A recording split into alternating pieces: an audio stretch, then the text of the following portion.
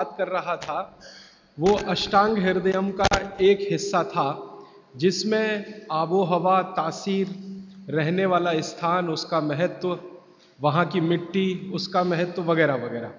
अब मैं सीधे आपके शरीर पर आ रहा हूँ। भागवत जी मनुष्य शरीर के बारे में ये कहते हैं कि ये मनुष्य का शरीर सबसे महत्वपूर्ण है और बहुत प्रयासों के बाद मिलता है। ये आपने कई बार सुना होगा। आपके पूर्व जन्म के बहुत सत्कर्म हो तो आपको मनुष्य शरीर मिलता है। और भागवत जी ने एक जगह कहा है कि आप ही हैं जो मोक्ष धारण कर सकते हैं। ऐसा कहा जाता है इस देश में कि जानवरों में, पशु पक्षियों में और कीड़े मकोड़ों में मोक्ष की स्थिति नहीं आती। मनुष्य योनि ही है जिसमें आप मोक्ष को प्राप्त कर सकते हैं। तो उनकी मोक्ष की परिभाषा बहुत सुंदर है। मोक्ष क्या है? हम सब लोगों ने कई बार अलग अलग समय अलग अलग लोगों से सुना होगा कि मोक्ष ऐसा है, मोक्ष ये है। भागवत जी की परिभाषा बिल्कुल साफ और सरल सीधी है। वो ये कहते हैं कि जो व्यक्ति, मनुष्य, स्त्री हो या पुरुष, कोई भी, अपने दुखों को दूर कर ले और दूसरों के दुखों को दूर करने का काम करे, वही मोक्ष का अधिकारी है। जो व्यक्ति, मनुष्य, अपने दुखों को दूर करे और दूसरों के दुखों को दूर करने का सतत प्रयास करे, उसमें सफलता मिले ना मिले, सफलता की बात नहीं कहते वो ये कहते हैं कि प्रयास करे, ईमानदारी से प्रयास करे, तो उसको मोक्ष होता है। माने इस परिभाषा को अगर आप थोड़ा व्यापक करें, दुखों से मतलब क्या, तो भागवत जी कहते हैं कि 3 तरह के दुख सारी दुनिया में हैं। मनुष्य को भी है, हर एक को है। एक तो दैहिक दुख, शरीर का दुख, दैहिक दुख। दूसरा है दैविक दुख, भगवान का दिया हुआ कोई दुख जो आपके शरीर से अलग है। भगवान ने आपको कोई दुख दे दिया, अचानक से आप गरीब हो गए, या अचानक से आपके घर में कोई दुर्घटना हो गई, आग लग गई, धरती कंप आ गया, भूकंप आ गया, आपका घर टूट गया, सब कुछ तहस नहस हो गया, सुनामी आ गया, ये दैविक दुख। और तीसरा और आखिरी दुख है भौतिक दुख। भौतिक दुख में सबसे ज्यादा यही है, गरीबी, बेरोजगारी, भूखमरी। तो वो भागवत जी कहते हैं कि दैहिक, दैविक और भौतिक तीनों दुखों से जो व्यक्ति मुक्त हो और दूसरों को मुक्त करने का रात दिन प्रयास करे, वही मोक्ष का अधिकारी है। आगे के सूत्र में वो ये कहते हैं कि अगर आपने अपने जीवन के तीनों दुख दूर कर लिए और आप दूसरों के दुखों को दूर करने के लिए कुछ नहीं करते, तो माफ कीजिए, आप कभी भी मोक्ष के अधिकारी नहीं हो सकते। हमारे यहां बहुत सारे साधु संत हैं जो हिमालय में जाके तपस्या करते हैं। तो उनकी जो तपस्या है हिमालय की, वो अपने दुखों को दूर करने तक सीमित है। अगर वो वापस हिमालय से लौटकर समाज के दुख को दूर नहीं करेंगे तो किसी को भी मोक्ष नहीं होगा।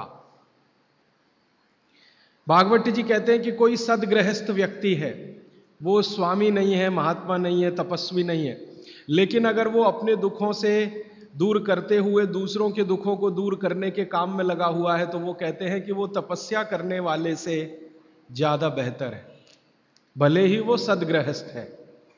और वो ये कहते हैं कि ज्यादा समय, भागवत जी मानते हैं कि सदगृहस्थ ही हैं जो दूसरों के दुखों को दूर करने में ज्यादा मदद कर सकते हैं, क्योंकि उन दुखों का अनुभव उन्हें है, जिसका दुख वो दूर करने का कोशिश करें। इसका मतलब ये है कि भागवत जी की परिभाषा में गृहस्थी होना, माने सदगृहस्थ होना, ज्यादा बड़ी बात है।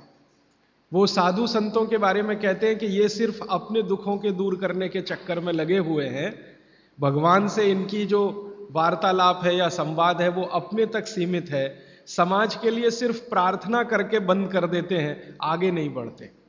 इसलिए वो कहते हैं कि आप अपने दुख दूर करें, दूसरों के दुख दूर करने के काम में सतत लगें, भले प्रयास आपका सफल हो ना हो। सफलता की बात वो नहीं कहते, वो ये कहते हैं कि सफलता असफलता वो सब ईश्वर के हाथ में है, आपके हाथ में नहीं है। आप अगर प्रयास कर रहे हैं तो पक्का मानिए कि आपकी मोक्ष में जाने की तैयारी है। ये है उनका सूत्र। यहां से उनकी एक दूसरी यात्रा शुरू होती है और इस यात्रा में वो ये कहते हैं कि सबसे बड़ा दुख है दैहिक दुख, शरीर का दुख, दूसरा है दैविक दुख भगवान का, और तीसरा है भौतिक दुख। तो आपसे भौतिक दुख की बात करना मैं समझता हूं कोई जरूरी नहीं है, क्योंकि आप जिस वर्ग से आते हैं आपको भौतिक दुख तो मैं मानता हूं नहीं ही है, तो उस पर समय खराब करने से ज्यादा फायदा नहीं। आपसे जो सबसे ज्यादा मैं बात करूंगा, जिसकी जरूरत भी है आपको, वो दैहिक दुख के बारे में बात करूंगा। आपका शरीर का दुख दूर कैसे करें। तो भागवत जी का सूत्र है, वो ये कहते हैं कि शरीर दुख दूर करने के लिए सबसे महत्वपूर्ण है आपका पेट। ये जो पेट है, शरीर का मध्य भाग, वो ये कहते हैं कि शरीर का दुख दूर करने में सबसे बड़ी भूमिका इसकी है। अगर शरीर का पेट और बाकी अंगों के बारे में प्रतिशत के हिसाब से तुलना करें तो 90% दुख पेट से है, 10% दुख है जो पेट के बाहर से है। पेट के बाहर से माने घुटनों से हो सकता है, एड़ियों से हो सकता है, जंघाओं से हो सकता है, या हृदय स्थान से हो सकता है, मस्तिष्क से हो सकता है। इसको आज की भाषा में अगर मैं कहूं, 90% बीमारियां हमारे जीवन की पेट से जुड़ी हुई हैं। 90%। 10% बीमारियां हैं जो पेट के बाहर की हैं। उन 10% में हार्ट अटैक आ गया, उन 10% में पैरालिसिस आ गया, उन 10% में अर्धांग वायु, पैरालिसिस का ही दूसरा नाम है, वो आ गया, एपिलेप्सी आ गई, वगैरह वगैरह, मस्तिष्क की ढेरों बीमारियां 10% में ही है। बाकी इस बात को फिर ध्यान दीजिए। पहली बात जो मैंने आपको पहले दिन कही थी कि जिंदगी की बीमारियों में 85% ऐसी हैं जिनको आप खुद ठीक कर सकते हैं, मात्र 15% हैं जिनमें विशेषज्ञ की जरूरत है। अब भागवत जी की दूसरी महत्व की बात हमेशा याद रखिए कि जितनी बीमारियां हैं उनमें 90% पेट से हैं, 10% पेट के बाहर से है। और उन 10% में एक्सीडेंट भी शामिल है, आपका ब्रेन हेमरेज भी शामिल है, पैरालिसिस भी शामिल है, हार्ट अटैक भी शामिल है, वगैरह वगैरह। बाकी सब पेट से है।